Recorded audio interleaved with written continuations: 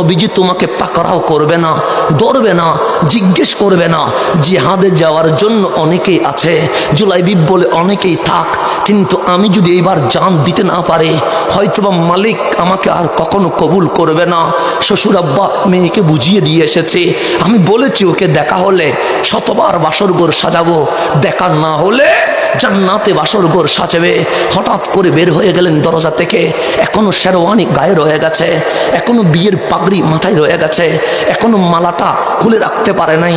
ওই মালা পরে হাঁটতে হাঁটতে মসজিদে নববীর দরজায় চলে এসেছে। আস্তে আস্তে করে নবীর সামনে আসতে লাগলেন।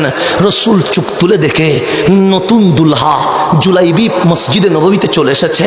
আমার রসুল বললেন, জুলাইবিব কেন এসেছো?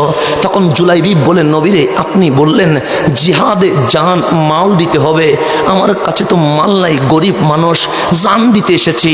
আমার নবী বললেন, তোমার জিহাদে যাওয়ার দরকার নাই, চলে যাও, তুমি বাসর ঘরে যাও, তুমি নতুন বিয়ে করেছো, তোমার বউয়ের হক আছে, ফিরে যাও। তখন জুলাইবিব দুই হাত জোর করে বললেন, নবীরে আজকে যদি ফেরাইয়া দেন তাহলে মনে করব আমি জুলাইবিব আল্লাহর কাছে নবীর কাছে কবুল হইতে পারি নাই। নবীরে বেঁচে থাকলে শত রাত বাসর ঘর সাজাবো, আর যদি শহীদ হয়ে যায় মালিক আমাদের জান্নাতে বাসর ঘর সাজিয়ে দেবে।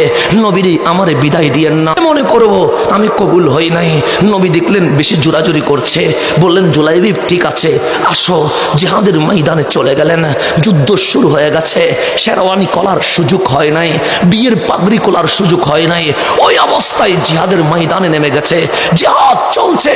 হঠাৎ কিছুক্ষণ পর, 4-5 ঘন্টা পর অ্যানাউন্স হয়ে গেছে মুসলমান যুদ্ধে জিতে গেছে।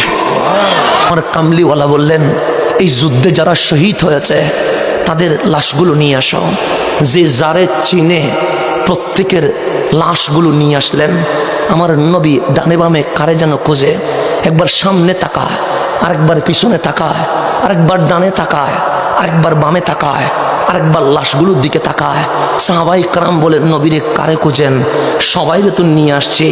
আমার নবী সবার চেহারা দেখে বললেন, তোমরা একজনরে আনো নাই, সে কে? আইনা জুলাইবিবি, আমার জুলাইবিব কয়ে? সবাই আছে কিন্তু জুলাইবিব নাই। দেখেন জুলাইবিব নাই।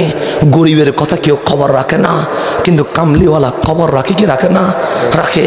আইনা জুলাইবিবি, আমার জুলাইবিব কয়ে, আমার জুলাইবিব কয়ে?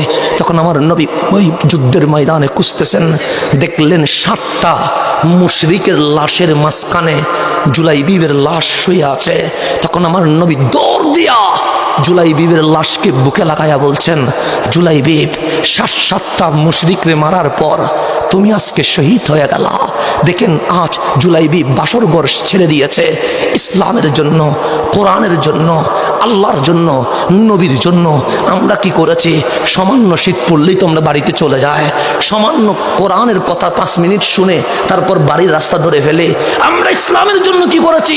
খোদার কসম, ওই জুলাইবিবের মতো যদি আজকেও একটা ঈমানদার থাকতো, ফিলিস্তিন রক্তে লাল হইতো না, এই ইসলামের বিজয় হয়ে যেত। আমার নবী জুলাইবিবকে বুকে ধরে বললেন, জুলাইবিব মিন্নি ও আনা মিন জুলাইবিব।